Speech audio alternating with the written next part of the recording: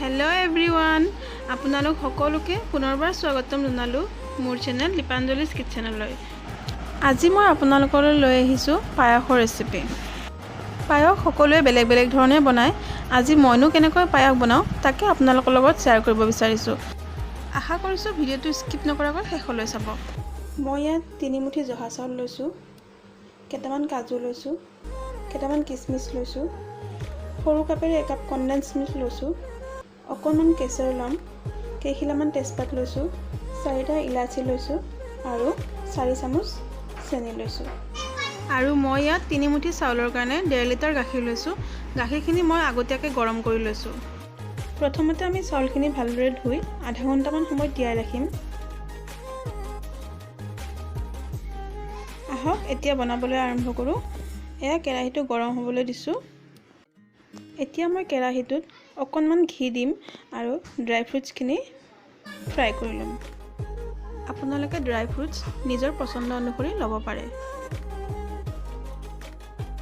আপোনালোকে dry ফ্ৰুটছখিনি fry নকৰাকৈও দিব পাৰে, কিন্তু ফ্ৰাই কৰি ল'লে ইয়াৰ সোৱাদটো অলপ বাঢ়ি যায়।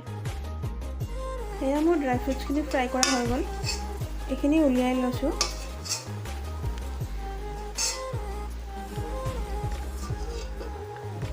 এতিয়া মই ইয়াত গাখীৰখিনি দি দিম। মই ইয়াত গৰু গাখীৰ লৈছোঁ। আপোনালোকে আমুল তাজাও ল'ব পাৰে বা পাউডাৰ গাখীৰো ব্যৱহাৰ কৰিব পাৰে। গাখীৰখিনি দি মই লগে লগে অকণমান লৰাই দিম। তাৰপিছত এইখিনি জুইৰ ফ্লেমটো মিডিয়াম কৰি ভালদৰে উতলিবলৈ দিম। এয়া গাখীৰখিনি ভালদৰে উতলা হৈ গ'ল। এতিয়া মই ইয়াত চাউলকেইটা দি দিম।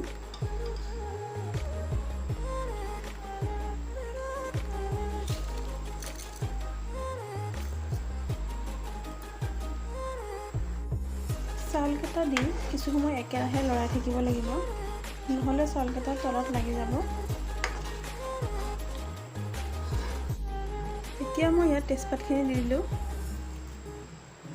এতিয়া মই গেছৰ ফ্লেমটো মিডিয়াম কৰি দিম আৰু মাজে মাজে লৰাই থাকিম।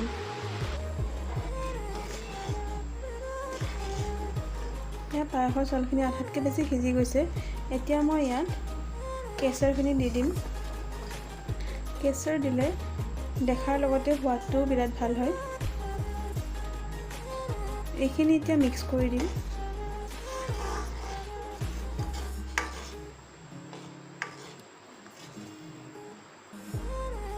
এবাৰ মই ইয়াতে এড কৰিম ড্ৰাই ফ্ৰুটছখিনি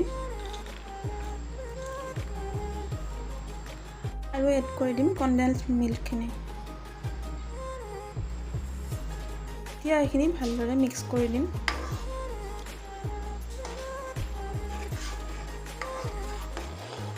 কনডেন্স মিল্ক দিলে পায়সখিনি ডাঠ হয় আৰু খাবলৈ ভাল লাগে। এয়া পায়সৰ চাউলখিনি ভালদৰে সিজি গ'ল আৰু গাখীৰখিনিও ডাঠ হৈ গ'ল। এতিয়া মই ইয়াত 3 চামুচ চেনি দি দিম।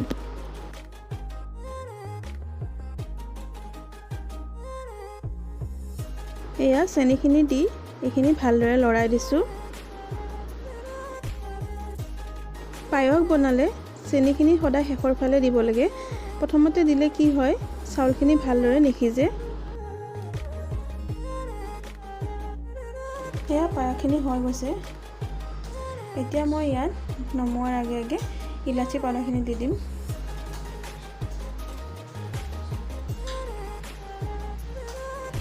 এইখিনি এবাৰ ভালদৰে মিক্স কৰি দিম আৰু গেছটো অফ কৰি দিম।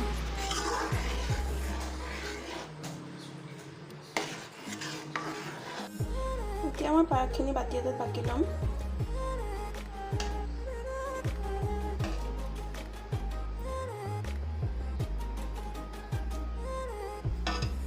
এয়া মই পায়সখিনি এটা বাতিত উলিয়াই ল'লোঁ।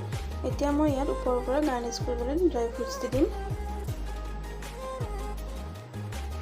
ভিডিঅ'টো যদি চাই ভাল পালে প্লিজ লাইক, কমেণ্ট আৰু শ্বেয়াৰ কৰিব। আৰু যিসকলে মোৰ চেনেলটো ছাবস্ক্ৰাইব কৰা নাই প্লিজ তেওঁলোকে ছাবস্ক্ৰাইব কৰি দিব।